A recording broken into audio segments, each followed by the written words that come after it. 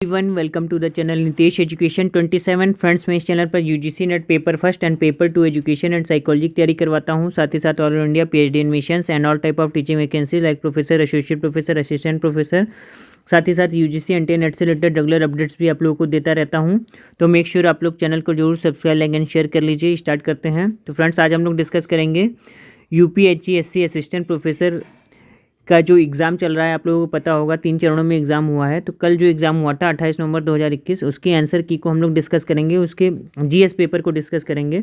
तो हम लोग जो डिस्कस करेंगे 28 नवंबर 2021 शिफ्ट 1 के पेपर को, और यहाँ पर हम लोग टेंटेटिव सॉल्यूशन की बात करेंगे। बाकी जो अंतिम सॉल्यूशन होगा, अंतिम आंसर की आयोग की ही सर्वोपरि मानी जाएगी। यहाँ पर हम लोग टेंटेटिव सॉल्यूशन की बात करेंगे। तो स्टार्ट करते हैं। जैसा कि फर्स्ट क्वेश्चन आपकी स्क्रीन पर पूछा गया था कल शिफ्ट 1 में, match list first with list 2 and select the correct answer using the code given below. Jute, tea, rubber, sugarcane इधर दे रखा था और लिस्ट 2 में दे रखा है आसाम, केरला, वेस्ट बंगाल, उत्तर प्रदेश। यानी कौन किससे रिलेटेड है। तो देखिए, जूट जो है वेस्ट बंगाल से संबंधित है, टी जो है आसाम जो है टी के लिए फेमस है, रबर जो है केरला, ठीक है, शुगर केन उत्तर प्रदेश जो है शुगर केन के लिए फेमस है। तो ऑप्शन नंबर ए जो है इसका राइट आंसर होगा। ठीक है, नेक्स्ट क्वेश्चन जो है आपका नेक्स्ट क्वेश्चन क्वेश्चन नंबर 2 है। देखिए, क्वेश्चन जो है इंग्लिश हिंदी दोनों मीडियम में दे रखा है, तो आपको परेशानी नहीं होगी समझने में। जो इंग्लिश मीडियम वाला है वो इंग्लिश में, और जो हिंदी मीडियम का है वो हिंदी में समझ सकता है। नेक्स्ट क्वेश्चन आपका पूछा गया है, in India which of the following is a constitutional body. तो ऑप्शन नंबर बी इसका सही आंसर है, इलेक्शन कमीशन ऑफ इंडिया। यानी कि भारत में निम्नलिखित में से कौन सा एक संवैधानिक निकाय है। तो भारत निर्वाचन आयोग, आर्टिकल 324 के तहत भारत निर्वाचन आयोग जो है आपका कॉन्स्टिट्यूशनल बॉडी है। नेक्स्ट क्वेश्चन आपका पूछा गया है, to value and preserve the rich heritage of our composite culture is a part of which part of constitution of India. तो ऑप्शन नंबर डी इसका राइट आंसर है, फंडामेंटल ड्यूटीज, आर्टिकल 51A और part 4। यानी constitution का article 51A और part 4 क्या कहता है कि हमारी सामाजिक संस्कृति की गौरवशाली परंपरा का महत्व समझना और उसका परीक्षण करना भारत के संविधान के किस भाग का एक हिस्सा है। यह हमारे मूल कर्तव्य हैं। और मूल कर्तव्य जो है, एडिशनल इन्फॉर्मेशन यहाँ मैंने आपको दे दी है। मूल कर्तव्य जो है आर्टिकल 51A और पार्ट 4 के तहत मूल कर्तव्य को रखा गया है, और इसे रूस के संविधान से हम लोग ने अडॉप्ट किया है। तो ऑप्शन नंबर डी जो है इसका राइट आंसर होगा। नेक्स्ट क्वेश्चन आपका पूछा गया था, किस वाद में सर्वोच्च न्यायालय ने संप्रेक्षित किया कि मूल अधिकारों तथा नीति निर्देशक तत्वों के बीच सामंजस्य एवं संतुलन संविधान के आधारभूत ढांचे का एक आवश्यक लक्षण है। तो ऑप्शन नंबर बी जो है इसका राइट आंसर है, केशवानंद भारती बनाम केरल राज्य जो केस हुआ था उसमें जो है लगभग उसमें जो है 1973 के आसपास ये केस हुआ था, 1973 में। तो इसमें जो है कि ये बात कही गई थी कि मूल अधिकारों तथा नीति निर्देशक तत्वों के बीच सामंजस्य एवं संतुलन संविधान के आधारभूत ढांचे का एक आवश्यक लक्षण है। यानी कि इन्होंने क्या कहा था, संविधान के मूल ढांचे में कोई परिवर्तन नहीं होना चाहिए। नेक्स्ट क्वेश्चन है आपका, which type of unemployment is most common in agriculture sector of India. यानी भारतीय कृषि में मुख्यतः किस प्रकार की बेरोजगारी पाई जाती है। ऑप्शन नंबर सी इसका राइट आंसर है, डिसगाइज्ड अनएम्प्लॉयमेंट, यानी कि प्रच्छन्न बेरोजगारी जो है पाई जाती है। नेक्स्ट क्वेश्चन आपका है question number 6, Bombay gold cup का संबंध निम्नलिखित में से किस खेल से है। तो ऑप्शन नंबर सी जो है इसका राइट आंसर होगा, हॉकी से। बॉम्बे गोल्ड कप का जो संबंध है हॉकी से है। ठीक है, नेक्स्ट क्वेश्चन आपका पूछा गया था, the digestion of which of the following is affected by the stones present in the gall bladder. यानी कि पित्ताशय में उपस्थित पथरी निम्नलिखित में से किसका पाचन प्रभावित करती है। ऑप्शन नंबर सी इसका राइट आंसर होगा, कार्बोहाइड्रेट का। यानी कि जो पथरी है, गॉल ब्लैडर में जो पथरी हो जाती है, इसकी वजह से किसका पाचन प्रभावित हो जाता है, कार्बोहाइड्रेट का। नेक्स्ट क्वेश्चन आपका पूछा गया था, the Samruddhi expressway belongs to. तो समृद्धि एक्सप्रेस वे किससे बिलोंग करती है। ऑप्शन नंबर बी महाराष्ट्र से बिलोंग करती है। नागपुर से मुंबई के बीच का ये हाईवे है महाराष्ट्र में जो है कि इसे बिलोंग करती है। ठीक है, नेक्स्ट क्वेश्चन आपका पूछा गया था क्वेश्चन नंबर 9 जो है, which state government has started the Ankur scheme. Ankur scheme किस स्टेट गवर्नमेंट ने स्टार्ट किया है। ऑप्शन नंबर ए मध्य प्रदेश सरकार ने जो है अंकुर योजना को शुभारंभ किया है। ऑप्शन नंबर ए इसका जो है राइट आंसर होगा। नेक्स्ट क्वेश्चन आपका पूछा गया था, कि विच of the following is the author of the book the winning sixer. The winning sixer किताब के लेखक कौन हैं? तो ऑप्शन नंबर सी इसका राइट आंसर है, W.V. रमन। W.V. रमन जो है द विनर सिक्सर के राइटर हैं, ऑथर हैं, ठीक है। और नेक्स्ट है आपका, in statistic age of a person is an example of, यानी कि सांख्यिकी में व्यक्ति की आयु एक उदाहरण है।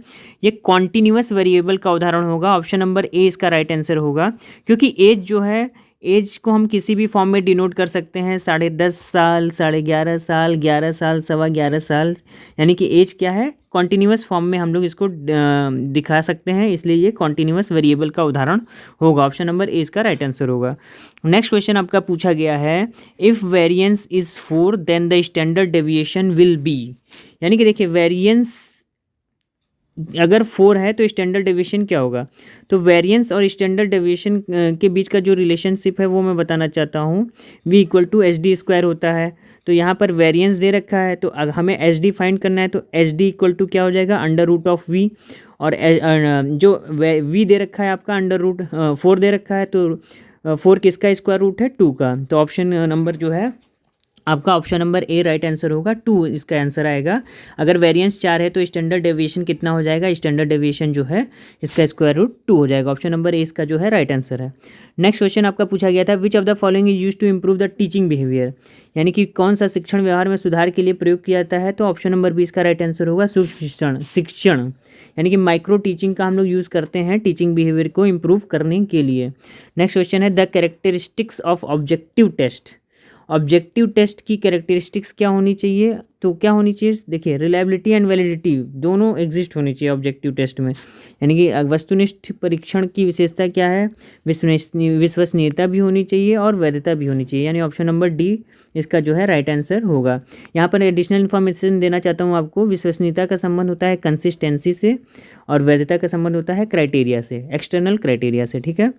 नेक्स्ट क्वेश्चन आपका पूछा गया था, निम्न में से कौन केंद्रीय प्रवृत्ति नहीं है। अच्छा देखिए, बच्चे कभी भी क्वेश्चन जो है ध्यान से नहीं पढ़ते हैं। अब जो क्वेश्चन का ट्रेंड चला है इसमें से पूछा जाता है क्या नहीं है, और हम लोग क्या है सोच के टिक लगा के आ जाते हैं।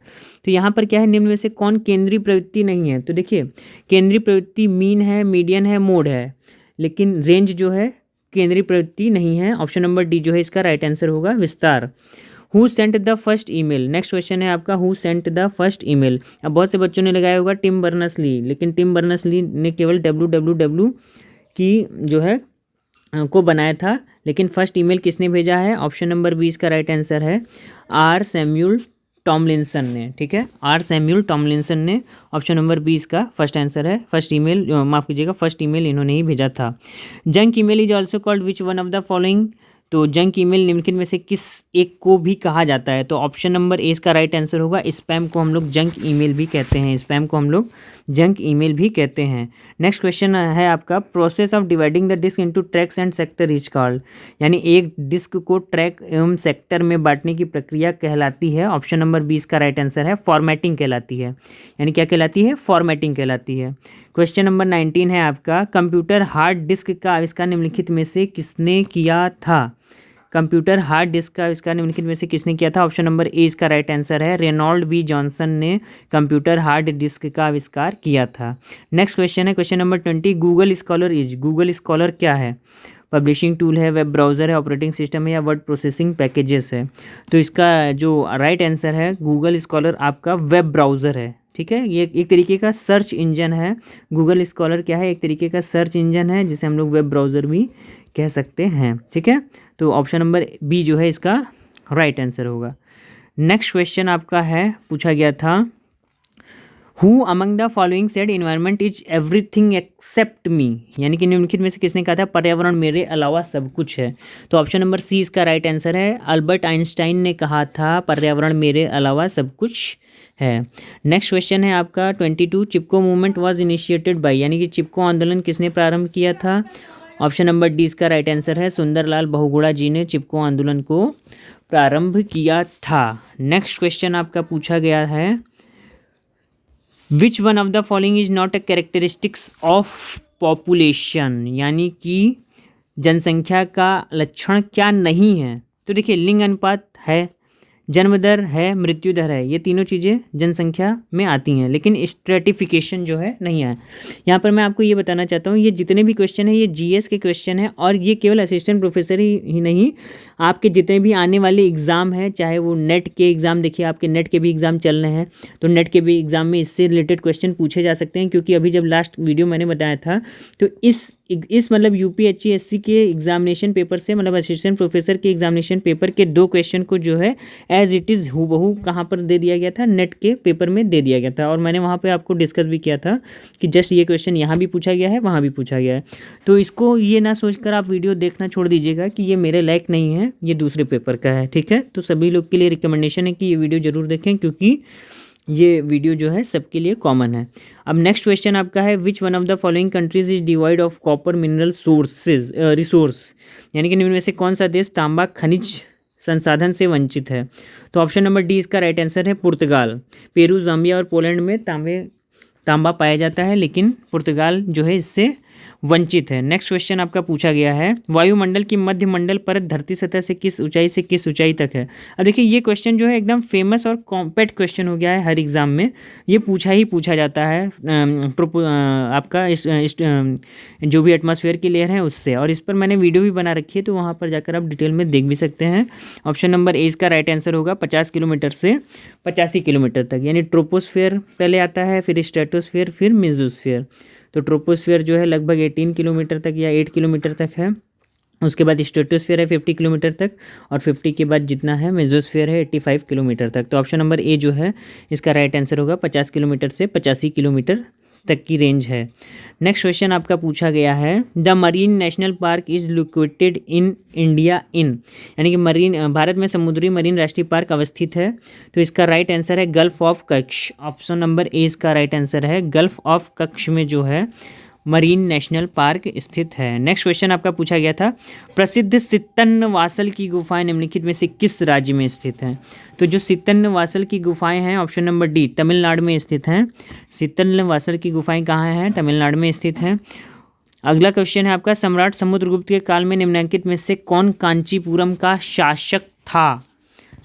कौन था, ऑप्शन नंबर डी है विष्णुगोपा, माफ कीजिएगा विष्णुगुप्त नहीं, गोप है, विष्णुगोप जो है शासक था समुद्रगुप्त के काल में कांचीपुरम का, ठीक है। ऑप्शन नंबर डी जो है इसका राइट आंसर होगा। नेक्स्ट क्वेश्चन आपका पूछा गया था, साइलेंट वैली एक सदाबहार उष्णकटिबंधीय वन निम्नलिखित राज्यों में से किस में स्थित है। तो ऑप्शन नंबर डी इसका राइट आंसर है, केरला में स्थित है। Silent valley and evergreen tropical forest is located in Kerala. Option number D इसका राइट आंसर है। अब यहाँ पर मैं बताना चाहता हूँ, जो क्वेश्चन नंबर 30 है इसमें थोड़ी सी कन्फ्यूजन है, लेकिन मोस्ट अप्रोप्रिएट ऑप्शन यहाँ पर शाह आलम द्वितीय ही होगा। अब क्वेश्चन क्या है देखिए, मुगल शासक शाह आलम द्वारा अरसलान ए जंग की उपाधि किसको दी गई थी। तो सबसे पहले देखिए, शाह आलम जो है, शाह आलम का नाम था बहादुर शाह प्रथम भी कहते हैं इन्हें, है ना, और इन्हीं का नाम शाह आलम भी है और इन्हीं का नाम मुअज्जम भी है। तो इन्होंने शाह आलम अरसलान जंग की उपाधि किसको दी थी। तो इसका मोस्ट अप्रोप्रिएट आंसर मेरे हिसाब से शाह आलम द्वितीय होगा। बाकी आयोग देखिए क्या आंसर इसका देता है, और आप लोगों में से किसी को इसका एग्जैक्ट आंसर पता हो तो प्लीज़ शेयर कीजिए। इस क्वेश्चन में केवल कन्फ्यूज़न है मुझे, तो इसके आंसर अगर आप लोगों को पता है तो कमेंट के द्वारा जरूर शेयर कीजिए, थोड़ी हेल्प मिलेगी सबको। तो ऑप्शन नंबर डी जो है इसका राइट आंसर मेरे हिसाब से शाह आलम द्वितीय होगा। तो ये 30 क्वेश्चन जो असिस्टेंट प्रोफेसर एग्जामिनेशन में पूछे गए थे उसको मैंने डिस्कस किया आप लोगों के सामने, और साथ ही साथ आपको इन्फॉर्मेशन देना चाहता हूँ, जैसा कि नेट के एग्ज़ाम भी चल रहे हैं और समीक्षा अधिकारी का भी एग्ज़ाम 5 दिसंबर को होना है।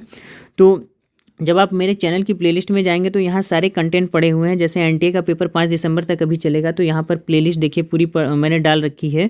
UGC net previous year solve paper answer keys डाल रखा है, रिसेंटली एडेड वीडियोज़ हैं सारे, और यूजीसी नेट का पेपर एनालिसिस 2021 यानी ये भी मैंने डाल रखा है। ये पिछली बार के इसमें वीडियो हैं, जो लास्ट ईयर आपका एग्ज़ाम हुआ था वो भी हैं। न्यू जॉब्स वैकेंसीज़ की प्लेलिस्ट है। NTA UGC NET paper first का प्लेलिस्ट पूरा कंटेंट के साथ अलग पड़ा हुआ है, इसे देख सकते हैं आप। कॉमन टॉपिक्स जो ऑल कॉम्पिटिटिव एग्जाम में पूछे जाते हैं ये पढ़ा है। ईवीएस जैसा कि अभी मैंने बताया ईवीएस की प्लेलिस्ट पड़ी हुई है। इसी तरह यूजीसी नेट साइकोलॉजी एजुकेशन और हायर एजुकेशन की प्लेलिस्ट पड़ी हुई है, टीचिंग एप्टीट्यूड है, CDB है, रिसर्च एप्टीट्यूड है। तो सारी प्लेलिस्ट यहाँ पर पड़ी हुई हैं। आप एक बार चैनल पर विजिट करिए, ज़रूर आपको कंटेंट पसंद आएगा। अब शिफ्ट 2 के जो आंसर की हैं उसको हम लोग जल्द ही डिस्कस करेंगे। आशा करता हूँ ये इन्फॉर्मेशन आपको अच्छी लगी होगी। Thank you so much. मिलते हैं नेक्स्ट वीडियो में। आपका दिन शुभ हो।